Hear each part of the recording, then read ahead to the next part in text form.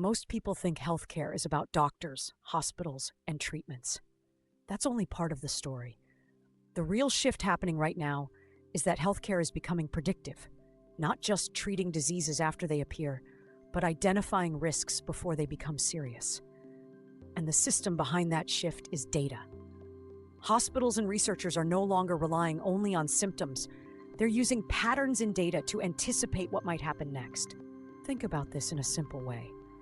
Imagine a patient comes in with basic symptoms, slightly high heart rate, mild fever, normal blood pressure. On their own, these don't look dangerous.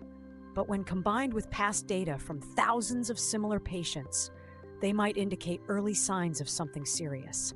That's where predictive analytics comes in. It doesn't look at one signal, it looks at patterns across time and across populations to detect risk early. This approach builds on decades of statistical and medical research. Early work in epidemiology and risk modeling showed that diseases often follow patterns. Over time, these ideas evolved into modern predictive systems.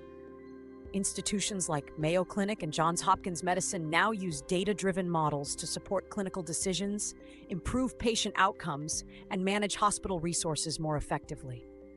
In practical terms, healthcare predictions are used in multiple ways. Hospitals predict which patients are at risk of complications, allowing doctors to intervene earlier.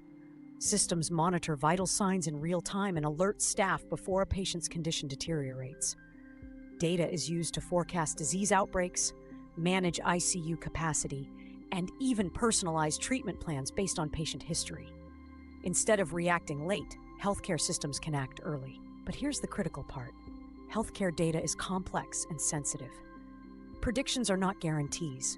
A model might identify risk, but it doesn't replace medical judgment. Doctors still make the final decisions.